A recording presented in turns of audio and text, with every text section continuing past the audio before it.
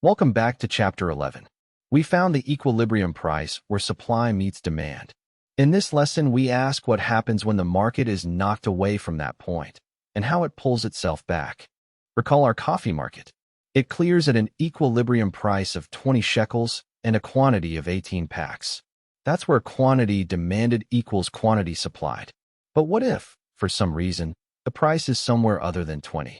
Any price at which quantity demanded does not equal quantity supplied is a disequilibrium.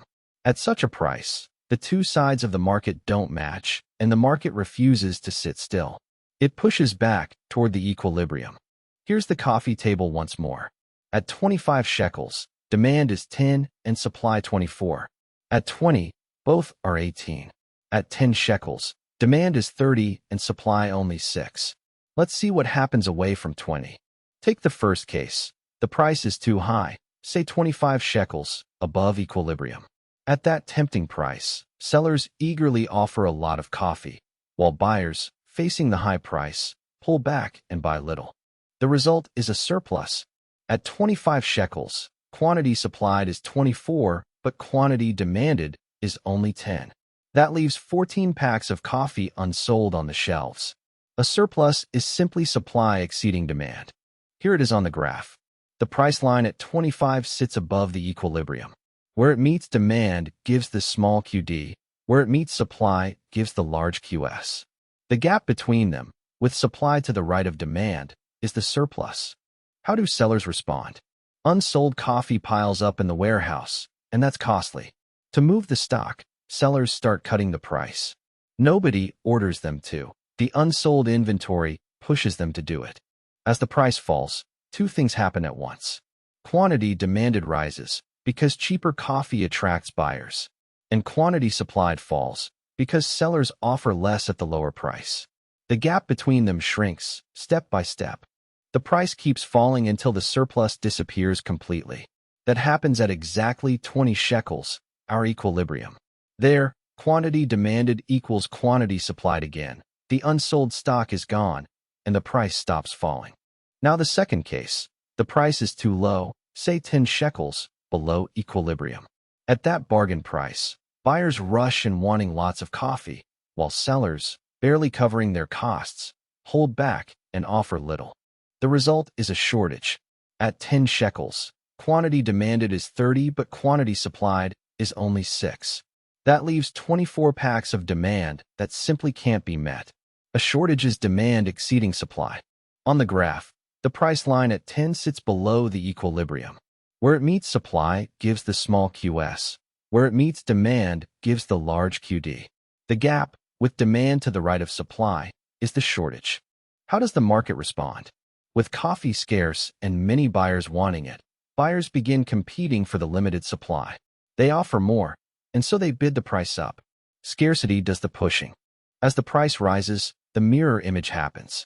Quantity demanded falls because fewer buyers want coffee at the higher price. And quantity supplied rises because sellers offer more. The shortage narrows. The price keeps rising until the shortage is gone, and once again that's at 20 shekels. At the equilibrium, the scramble ends, supply meets demand, and the price settles. So notice the beautiful symmetry. Whether the price starts too high or too low, it gets pulled straight back to equilibrium. The market is self-correcting. No manager, no planner. Surpluses and shortages do the work all by themselves. Let's state that symmetry cleanly. A price that's too high creates a surplus, which drives the price down. A price that's too low creates a shortage, which drives the price up.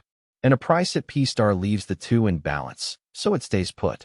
But here's a crucial twist. What if the price is not allowed to move?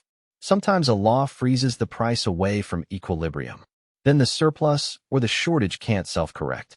It just persists, sometimes for years. One example is a price ceiling, a legal maximum price, set below equilibrium.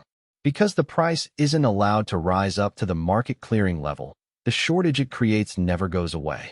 Think of rent control. By holding rents below the equilibrium level, it creates a lasting shortage of apartments, long waiting lists, and far more renters than available flats.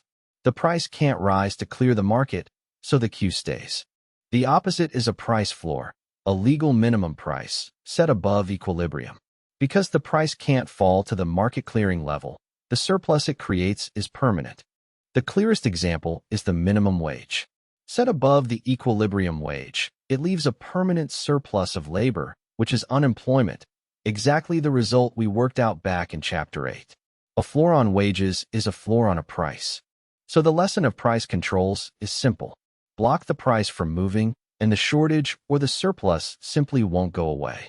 The market's self-correcting mechanism has been switched off. We'll study these controls in depth in Chapter 12. Let's practice. Suppose the price is 22 shekels. Is that a surplus or a shortage? It's above the equilibrium of 20, so it's a surplus. With unsold coffee, the price will fall back toward 20.